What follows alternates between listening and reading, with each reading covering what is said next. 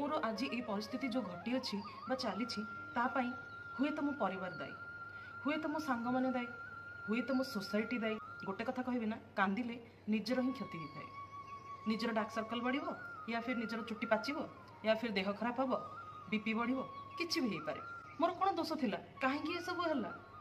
बापा माँ मते पाखरे ही रखिले, कहार भी निज मामू केबे को भणजा को मारिबा को चाहती मुझे मो नियो। मनीष जीवन में एमती परिस्थिति आसे, मनीष चिंता कर बसे जे मोर आज ये परिस्थिति जो घटी अच्छी चली हुए तो मो परिवार दायी, हुए तो मो सांग मैंने दायी, हुए तो मो सोसाइटी दायी। एमती बहुत रिजन आसो। आपण ताकू भाविकी मन दुख करेंगे, ताकू भाविकी कांदिबे। गोटे कथा कहबी ना, कांदिले निजर ही क्षति होता है। निजर डार्क सर्कल बढ़ या फिर निजर चुट्टी पाचिब या फिर देह खराब हम, बीपी बढ़, किसी भी हो पारे।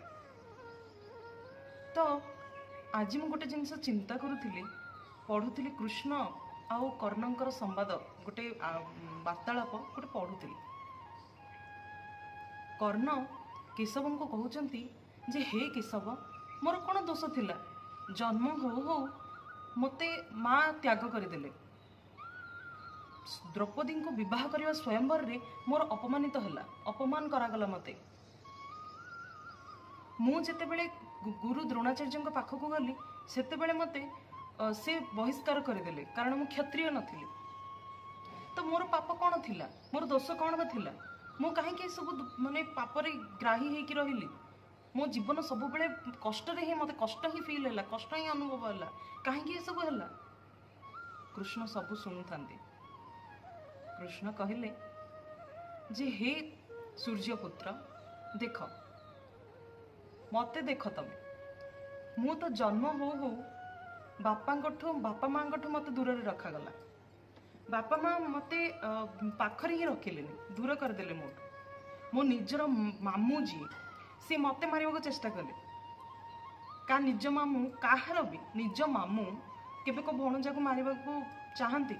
मु जेतिकी जानी सोसाइटी रे मामू माने भणजा भणजा कहले शालग्राम बोली कहती, से माने कष्ट दबाई चाहती।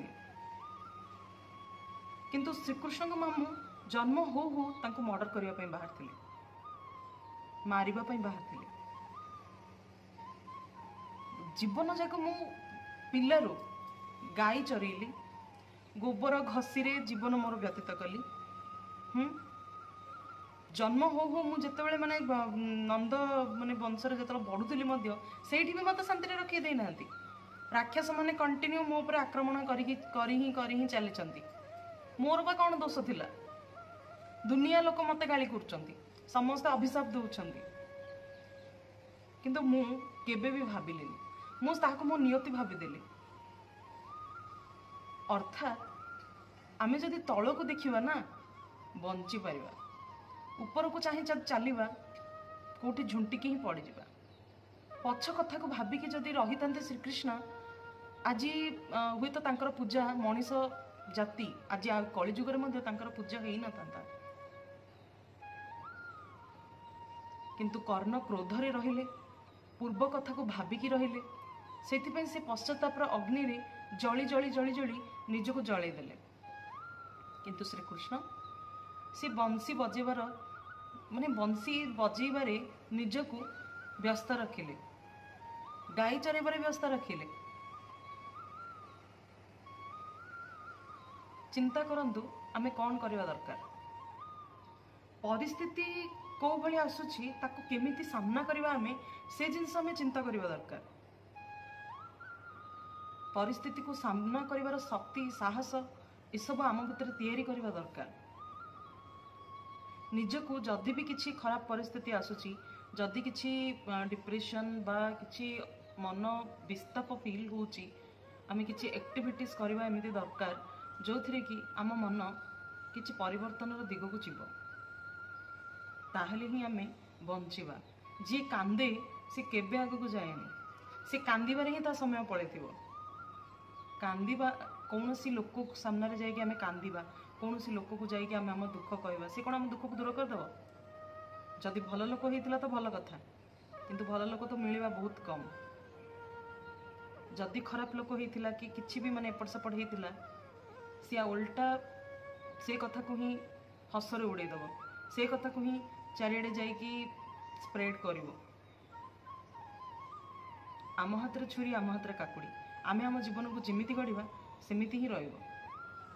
विवेकानंद कहते निज जीवन निज भाग्य निज हाथ में। भाग्य केतेबेले आसीबो जेबे आम दिन को आमे भल करवा दिन प्रारंभ ही जदि आमे सकाळ आरंभ ही आमे जदि खराब दिन करदबा सकाळ को ही खराब करदबा मन को डिमोटिवेट करके रखिबा जीवन केबे भी भल होबनी। जीवन भल करबा पई हेले गोटे दिन भल गोटे मुहूर्त भल करबा को पड़िबो। गोटे मुहूर्त भल हेले गोटे दिन भल होबो। चिंता करंतु आपण कोन करिवे। Thank you.